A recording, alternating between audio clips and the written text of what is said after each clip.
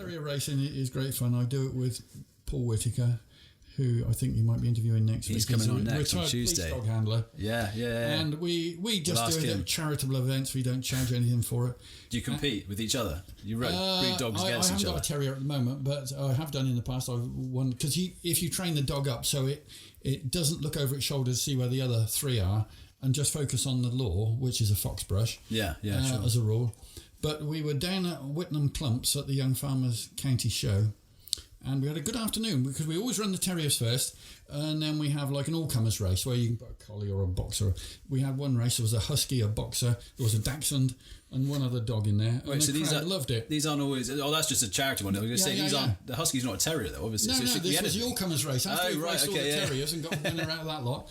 And... but there was a dog show in the tent going on next door, and it's always a mistake to put a terrier racing alongside because you got yap yap yap and all these hysterical terriers and any whippets or any or lurchers or anything. Now they want to be part of it and they try and get away and they don't show very well. But one of the competitions was the dog with the best trick. Anyway, that's right. So this guy comes in and I want to enter my dog in this one. And they said, "What's your dog's trick?" Then he said, "See these car keys? I can hide them anywhere. So find the keys, boy. It'll go straight to them." Okay, take him outside. Okay, where are we going to hide these keys? And put them under that box of rosettes in the corner over there. So he squirrels the keys. Dog comes in. Find the keys, boy. He goes straight to the box, lifts his leg. He found them all right. No one wanted a rosette after that. That's probably what you thought of him making him do stuff. He wasn't in the mood for it.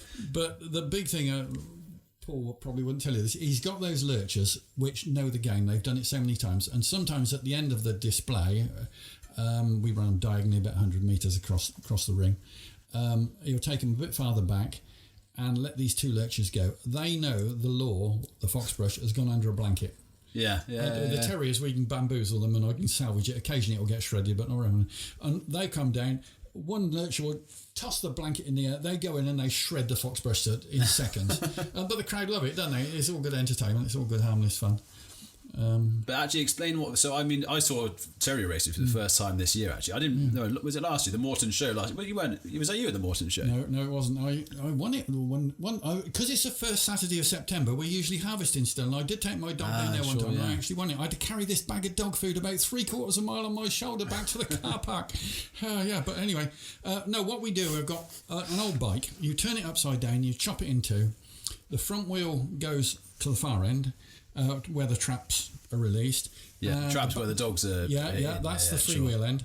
And then I take the back end, which I've welded back together with a saddle the other way up, because the first one I made, you had to kneel on the ground, but at the Mark II, I improved it. And so I sat on there, and I work the pedals with my hand. There's no tyre on either of the rims, and we just run bale string, a complete loop all the way around, an endless loop, and attach the fox brush to it. And I can wind it in and keep it just ahead of the terriers. Some people use an electric winch. You do it by hand? Oh, yeah, I do it by hand.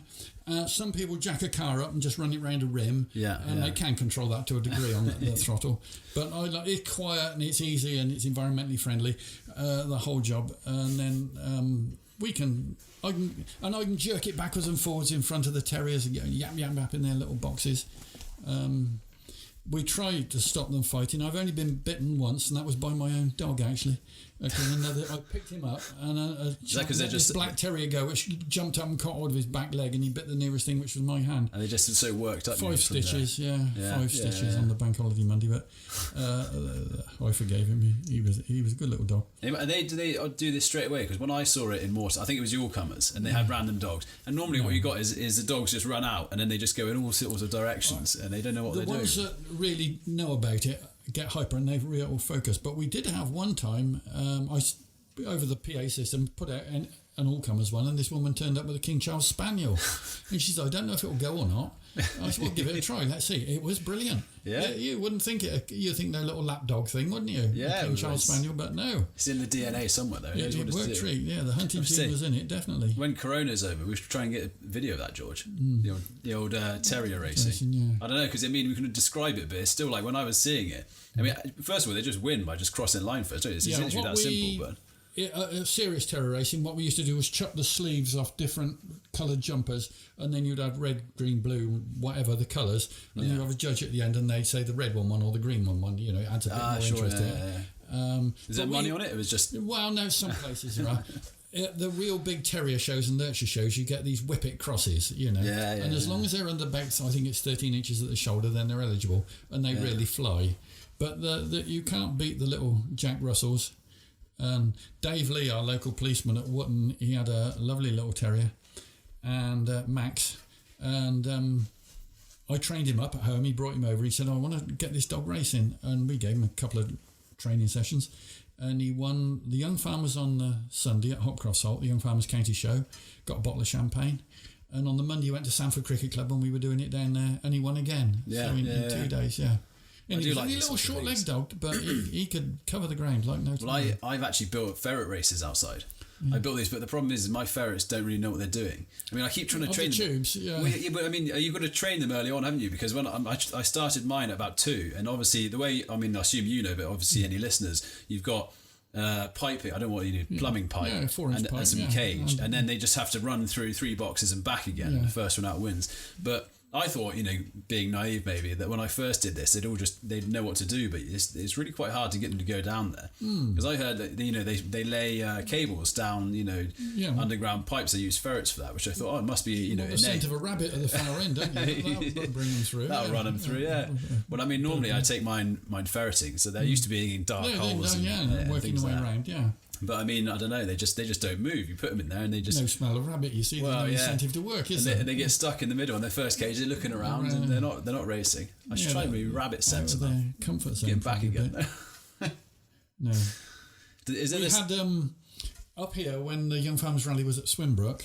We were doing the Terrier Racing, and we were putting the smaller ring. Yeah. The fire brigade were in the main ring demonstrating their cutting stuff, where they cut cars up to get people out that are badly damaged. But their machine had broken down. So all the crowds wandered over to our ring because they could hear this yap, yap, yap and all the cheering and everything going on. And it was a real good draw. But it's cheap. And it's all the excitement of horse racing, but none of the expense. That's the way I look at it. Yeah, you've got your rat catcher you can take home with you. You'll still do a day's work. But what use is a racehorse apart from racing, I mean, I was thinking, though, as well, the only thing, I've had occasionally when I was in Newcastle, I used to go to watch the Greyhounds. Yeah. But a lot of people don't like that because apparently, I don't know. What's the problem with that? Well, apparently they kill the dogs after they've finished their racing time. They break their legs and stuff. I mean, around here, I know a few people have adopted ex-racing dogs, but I mean, good pets, with Terrier Racing, I suppose is there anything like that? Do you get people coming to protest? No, it's not professional. It's very much nobody bothers protesting it. It's a fun job, but it is a good crowd puller, I've got to say. Well, I don't see the problem with Greyhound Racing anyway, because I went a few times, and when I saw the protests outside, I was thinking, well, I'll keep an eye out for it just in case there is something.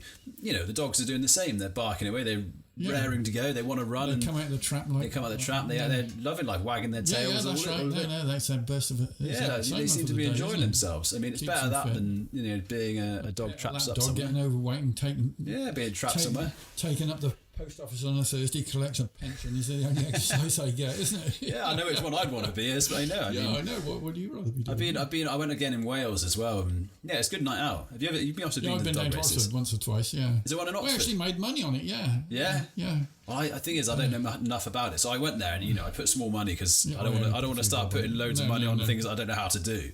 I made a bit actually as well. It wasn't too bad. But I mean, I think that I don't know if it's on the way out because I didn't even know there was one in Oxford. Yeah, and then there was go-karting on other nights of the week in the middle. Is this one okay? There, yeah.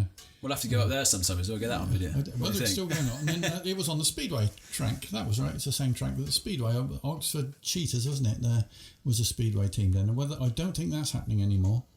Probably not because of Corona. Built on by now. It's probably been most of Oxford. Communities have been built on, haven't they? You don't mean it's not going because of Corona? You mean it's not going indefinitely? No, it might have finished. Yeah. Oh wow. Yeah. That's a shame. I mean, I tell you what, I'll come down Terrier Racing. We don't have any Terrier. We have one, but he's so old now. He's not going to be any use at racing. You have to come down. Yes. Give him a go.